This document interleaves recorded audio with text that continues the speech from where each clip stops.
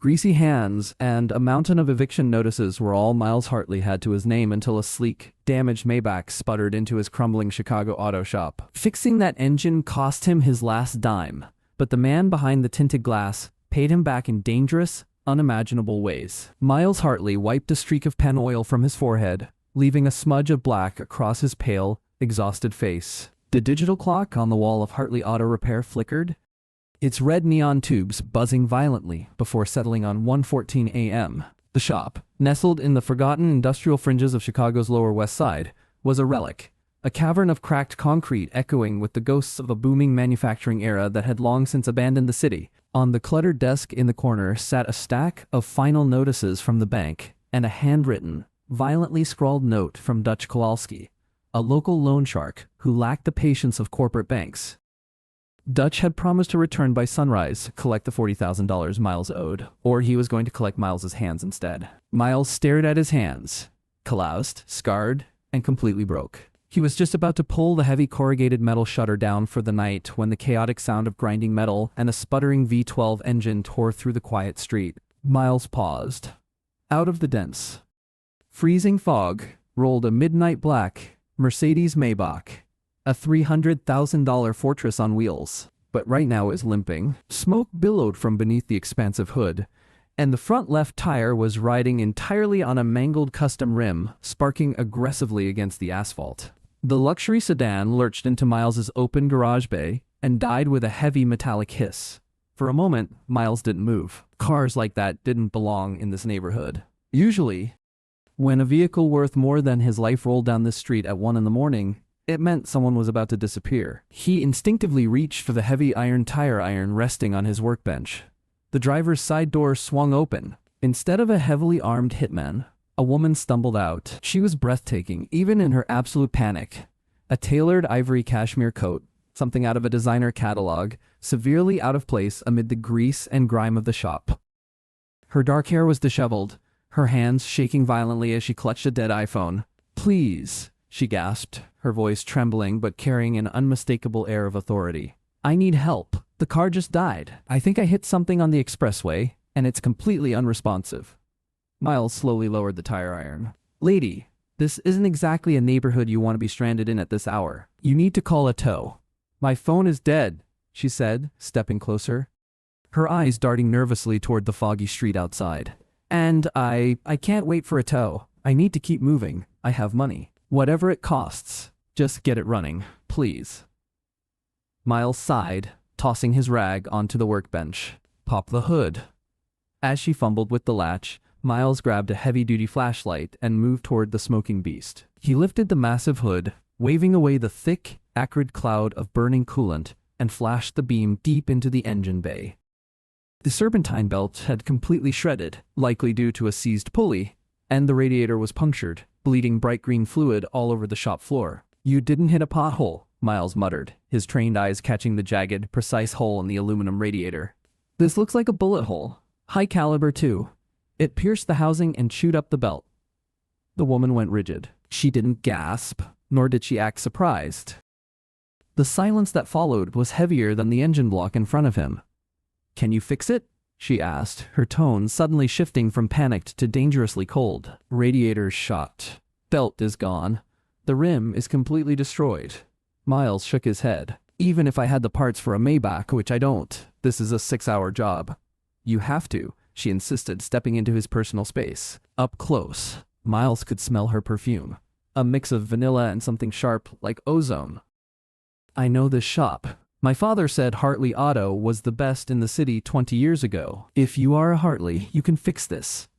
Miles swallowed hard. His father had built this place, but his father was gone, leaving him nothing but the building and the debt. He looked at the woman, really looked at her. Beneath the expensive clothes and the demanding posture, she was terrified. Someone was hunting her, and if they caught up to her here, Miles knew he'd be collateral damage. "I don't have Maybach parts," Miles said quietly, "but I have an old universal aluminum radiator in the back I was saving for my Ford. I might be able to custom weld the brackets to fit. As for the belt, I can jury-rig a heavy-duty industrial band to get the water pump and alternator turning. It won't be pretty, and you won't be able to go over 60, but it'll get you out of Chicago." "Do it," she said instantly. For the next 3 hours, Miles worked like a man possessed. He dragged his heavy welding rig over, sparks illuminating the dim garage as he fabricated crude but effective mounts for the replacement radiator. He worked in complete silence, deeply aware of the woman pacing nervously near the rear of the shop, constantly checking the foggy street outside. He replaced the shredded tire with a standard cheap spare he found in his scrap pile. It looked ridiculous on the Maybach, but it held air. By 4:30 a.m., Miles tightened the last clamp on the coolant hose and slammed the heavy hood down. "Start it," he ordered. The woman slid into the driver's seat and pressed the ignition. The V12 roared to life. It sounded a little rougher than it should have, thanks to the makeshift belt, but the temperature gauge remained steady. She stepped out, reaching into her coat pocket, pulling out a sleek leather wallet. Her face fell. I only have credit cards. I left my cash at the estate." "I don't take cards," Miles said, wiping his hands on a fresh rag. "Especially not tonight. Just go." "I can't leave without paying you," she protested. "You practically rebuilt the front end. Take my watch." She moved to unclasp a glittering diamond-encrusted watch from her wrist. Miles caught her wrist, stopping her. His rough, grease-stained fingers contrasted sharply with her flawless skin. "I don't want your watch. If whoever put that bullet in your radiator catches you, I don't want a piece of your jewelry linking you to me. I did this so you could leave. So leave." She stared at him, her dark eyes searching his face for a long moment. Finally she nodded, pulling her hand back slowly. "What is your name?" "Miles." "I am Adriana," she said softly. "You are a good man, Miles Hartley. Those are rare." Without another word, she climbed back into the Maybach. The heavy tires squealed against the slick concrete as she threw it into reverse, spun the massive car around, and vanished into the freezing Chicago mist. Miles watched her taillights fade. He was exhausted. His best spare parts were gone, and he was still $40,000 in debt. He locked the bay doors, walked into his tiny, unheated office, and collapsed onto the worn leather sofa, waiting for Dutch Kowalski to arrive and end his life. The violent shattering of glass jolted Miles awake. He bolted upright from the office sofa, his heart hammering against his ribs. The morning sun was bleeding through the grimy windows, but the light was blocked by several massive, hulking silhouettes standing in his garage. "Wakey, wakey, Miles," a grating, venomous voice echoed through the shop. Miles stepped out of the office. Standing in the center of his garage was Dutch Kowalski, a barrel-chested brute with a flattened nose and a cruel smile. He held a heavy steel wrench, one of Miles's own tools, and used it to lazily smash the headlight of an old Honda Civic Miles had been restoring for a client. Behind Dutch stood 2 enforcers, guys built like brick walls, cracking their knuckles. "Time's up, kid," Dutch sneered, tapping the wrench against his palm. 40 grand. +5 for the inconvenience of driving down here in the cold." "I don't have it, Dutch," Miles said, his voice surprisingly steady despite the cold dread pooling in his stomach. "I need more time. Just give me another month." Dutch laughed, a harsh barking sound. "A month, Miles. Your daddy owed me, and now you owe me. The bank is foreclosing on this dump tomorrow anyway. Since you don't have my money, I'm taking the deed to this land, and I'm taking your right hand. Grab him." "Boys." The 2 enforcers lunged forward. Miles threw a desperate right hook, catching the first thug in the jaw, but the second one tackled him to the concrete floor. Pain exploded in his ribs as a heavy boot slammed into his side. They dragged him toward the center of the shop, pinning his right arm flat against an oil-stained anvil. Dutch stepped up, raising the heavy steel wrench high above his head. "Nothing personal, kid. Just business." Before the wrench could fall, the deafening screech of tires echoed outside. Dutch paused, frowning as the screech was followed by the slamming of heavy car doors. Heavy, rhythmic footsteps approached the open garage bay. "Drop the wrench, Dutch, or they won't find enough of you to bury." The voice was quiet, cultured, but carried an absolute, terrifying authority that froze the blood in Miles's veins. Dutch slowly lowered the wrench and turned.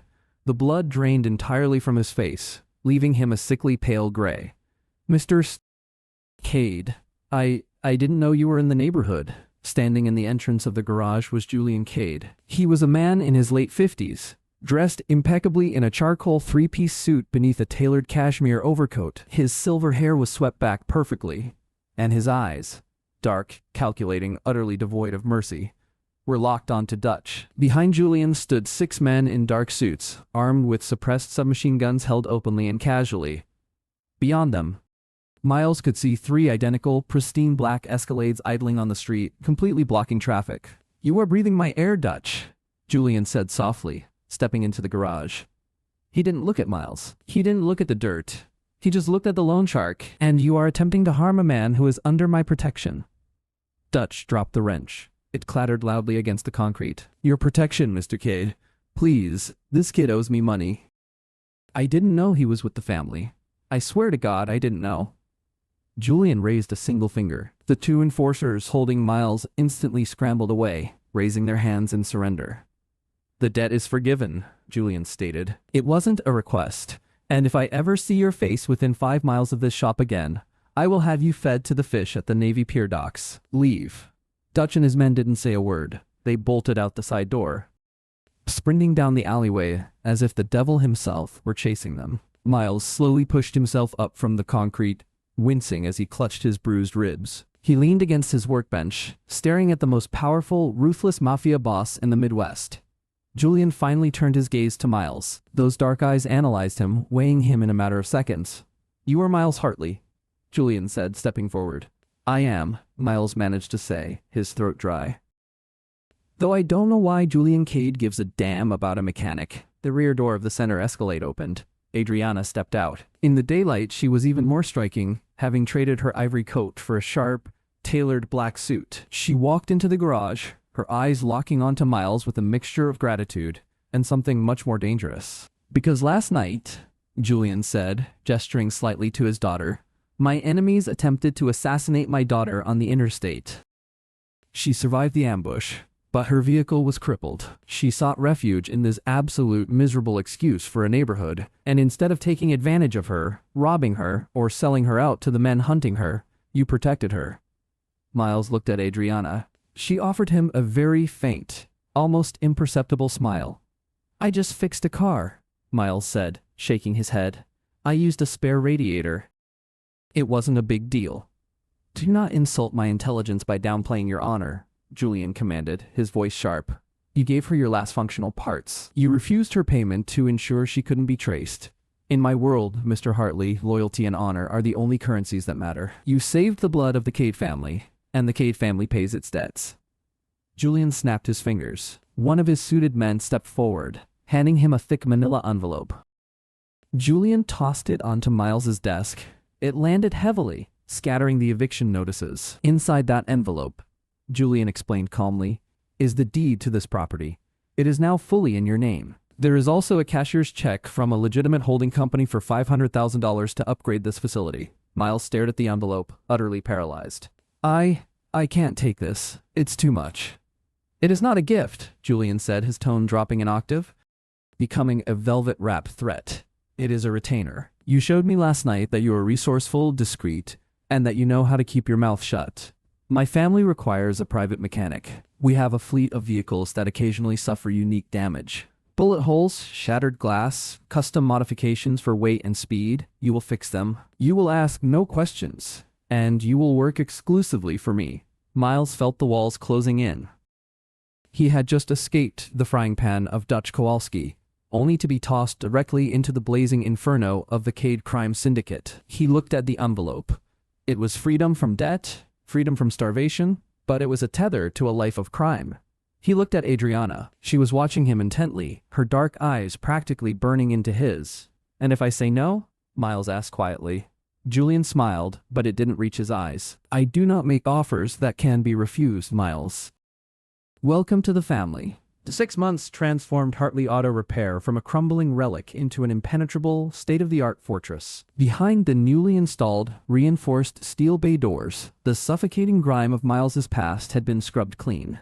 The cracked concrete was replaced with pristine slate-gray epoxy floors. The rusted tools were swapped for a sprawling wall of pneumatic wrenches, high-end fabrication equipment, and computerized diagnostic machines that rivaled a Formula One pit lane. Miles lived in a surreal, high-stakes ecosystem of brushed steel, forged carbon fiber, and absolute silence. He replaced shattered ballistic glass on heavy armored SUVs, reinforced the chassis of getaway vehicles to handle the weight of tactical armor, and power-washed dark rust-colored stains from the interiors of luxury sedans without ever asking a single question. The pay was astronomical. The danger was entirely unspoken. And then there was Adriana. She did not just drop off cars. She lingered. At least twice a week, the heavy bay doors would slide open to admit her sleek Porsche Panamera. While Miles worked, she would sit on a customized leather stool near his workbench, watching his hands move with the mechanic's precise, brutal grace. The terrifying aura she carried in her father's presence softened when it was just the two of them. In the quiet hours of the night, amid the scent of motor oil and expensive espresso, the boundaries between the mafia princess and the captive mechanic began to blur. "You work too late," Adriana said one Thursday evening, her voice slicing through the hum of the garage's ventilation system. She was wearing a deep crimson silk blouse, her dark hair cascading over her shoulders. "My father pays you enough to hire a dozen assistants, Miles. You don't have to weld and torque every bolt yourself." Miles slid out from beneath a heavily modified sedan, wiping a smear of grease from his jaw with a blue shop towel. He looked up at her, feeling that familiar, dangerous pull in his chest. "Your father doesn't pay me to outsource, Adriana. He pays me for discretion. If I bring in outsiders, they see the bullet holes. They see the hidden compartments. I prefer to keep my head attached to my shoulders." Adriana offered a sad, knowing smile, sliding off her stool and walking over to him. She closed the distance until she was inches away, the intoxicating scent of vanilla and ozone wrapping around him. She reached out, her manicured fingers gently brushing a stray lock of hair from his forehead. The contrast of her delicate touch against his callous skin sent a jolt of electricity down his spine. "You are not a prisoner here, Miles," she murmured, her dark eyes locking onto his. "You saved my life. You rebuilt my father's fleet. You are important to us. Important to me." Miles swallowed hard, his heart hammering a frantic rhythm against his ribs. He wanted to pull her in, to let the simmering tension between them ignite, but the shadow of Julian Cade loomed too large. "In your world, Adriana, being important is usually a death sentence." Before she could reply, the secure phone on Miles's desk emitted a sharp, shrill ring. The moment shattered. Adriana stepped back, her posture instantly stiffening back into the cold, calculated bearing of a mafia heir. Miles picked up the receiver. "Hartley." "Mr. Hartley." The gravel voice of Victor Lang, Julian's ruthless underboss, crackled through the speaker. "The boss's personal armored sedan is en route. It's making a strange grinding noise in the steering column. We need it checked and cleared by midnight for a meeting at the port. Ensure the shop is empty." "Bring it in," Miles replied, hanging up the phone. He turned to Adriana. "Your father's car is coming. You should go." Victor sounded tense. A flicker of concern crossed Adriana's face. "Victor is always tense. Be careful, Miles." 30 minutes later, the massive midnight blue armored sedan rolled into the bay. Victor Lang, a tall, gaunt man with a face scarred by decades of violence, tossed the heavy key fob onto Miles's chest. Without a word, Victor and his two bodyguards retreated to the street, sealing the steel doors behind them to secure the perimeter. Miles hoisted the massive vehicle on the hydraulic lift, grabbing his high-powered inspection light. He checked the power steering reservoir, the tie rods, the rack and pinion. Everything mechanical was flawless. Frowning, he grabbed a specialized electronic scanner and plugged it into the port under the dashboard, looking for electrical faults. The scanner immediately threw a bizarre error code he had never seen before, an anomaly drawing massive power from the ignition relay, completely bypassing the car's security firewall. Miles grabbed a screwdriver and carefully popped off the panels beneath the steering column, shining his light into the labyrinth of wires. His breath caught in his throat. Tucked deep behind the digital cluster, wired directly into the ignition switch and the steering angle sensor, was a block of military-grade explosive. A small, blinking red LED pulsed steadily alongside a GPS trigger. It was a sophisticated, perfectly executed trap. The bomb wasn't set to a timer. It was rigged to detonate the moment the steering wheel was turned a full 90 degrees while the engine was running. Whoever planted it knew Julian's route to the port involved a sharp hairpin turn onto the interstate on-ramp, and the wire splicing was fresh. The dust on the paneling hadn't even settled. Miles's blood ran cold. This wasn't the work of a rival gang. Rival gangs didn't have access to the interior of Julian Cade's personal vault on wheels. This was an inside job, and the only person who had access to the vehicle before it arrived here was Victor Lang. Miles didn't panic. He carefully backed away from the sedan, leaving the panel open. He needed to warn Julian, but any outgoing call on the secure line would likely be intercepted by Victor's men waiting outside. He reached into his pocket for his personal cell phone, dialing Adriana's private number. "Miles," her voice came through, sounding slightly out of breath. "Adriana." "Listen to me very carefully," Miles whispered, keeping his eyes on the garage doors. "Do not let your father get in the car tonight. There's a device wired to the steering column.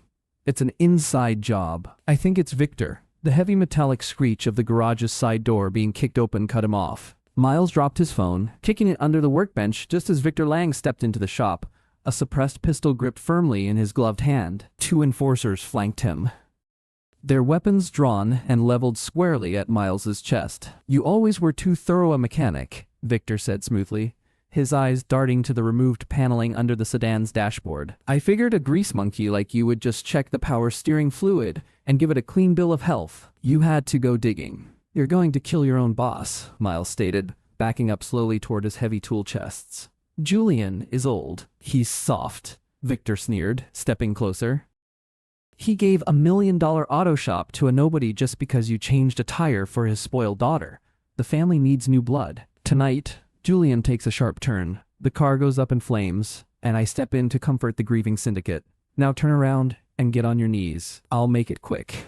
"I don't think so," Miles said. With a sudden violent motion, Miles slammed his fist down on the hydraulic lift's emergency release button. The safety locks disengaged with a deafening crack.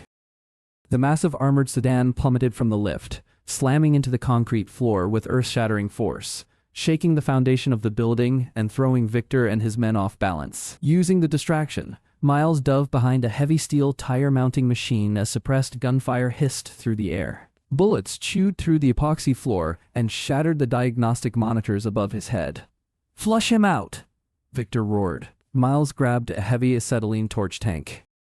He unscrewed the valve, letting the highly flammable gas hiss into the air, and rolled the heavy cylinder across the floor toward the enforcers. As it rolled, he snatched a magnesium flare from his emergency kit, struck it against the concrete, and hurled it toward the hissing tank. "Down!" one of the enforcers screamed. The explosion was contained but fierce, a concussive shockwave of heat and blinding white light that knocked the 2 enforcers off their feet. Miles didn't hesitate. He vaulted over his cover, wielding a massive 3-foot steel breaker bar, swinging it like a baseball bat, catching the closest enforcer in the ribs with a sickening crunch. The man crumpled. Victor emerged from the smoke, raising his pistol, aiming directly at Miles's head. "Cute tricks, mechanic. But you're out of tools." Suddenly, the deafening roar of a V12 engine tore through the smoke. Adriana's Porsche Panamera smashed through the reinforced glass of the front office, ripping the framing completely out of the wall, plowing directly into the garage. The car skidded to a halt, pinning the second enforcer against a structural pillar. Victor spun toward the noise. Adriana kicked her car door open, stepping out with a compact pistol held perfectly steady in both hands. "Drop it, Victor," she commanded, her voice ringing with the lethal authority of her father. Victor laughed, swinging his gun toward her. "Little Adriana, you always were too brave for your own good." He fired. Adriana ducked behind the reinforced door of the Porsche as the bullet shattered the window above her head. Before Victor could re-aim, Miles lunged. He swung the heavy steel breaker bar with everything he had, slamming it into the back of Victor's knees. The underboss howled in pain, collapsing to the floor. Miles dropped the bar, grabbed Victor by the collar, and delivered a brutal, devastating right hook that instantly knocked the traitor unconscious. Silence fell over the garage, broken only by the hiss of the dying acetylene fire and the settling dust. Miles stood breathing heavily, his knuckles bruised and bleeding.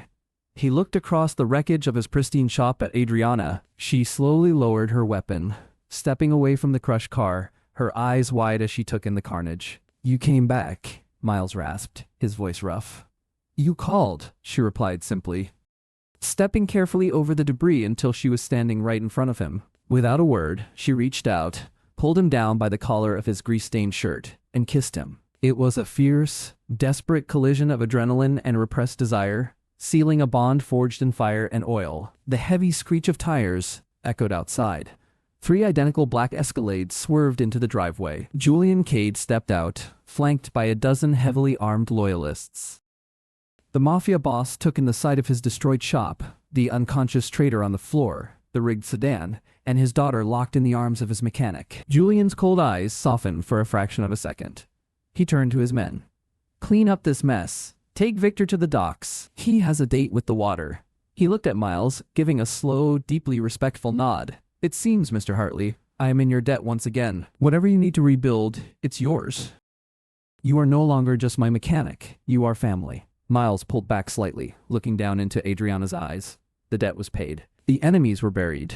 And the blue-collar boy from the Lower West Side had just become the most untouchable man in Chicago. "I'll need a bigger garage," Miles said softly, pulling her close once more. Did Miles's ultimate choice to embrace the underworld for love leave you breathless? If you enjoyed this gripping tale of loyalty, high-stakes mafia drama, and forbidden romance, hit that like button and share it with fellow fiction lovers. Don't forget to subscribe to our channel for more thrilling, pulse-pounding stories delivered straight to your feed. Drop a comment below telling us what you would have done in Miles's shoes, and stay tuned for our next cinematic adventure.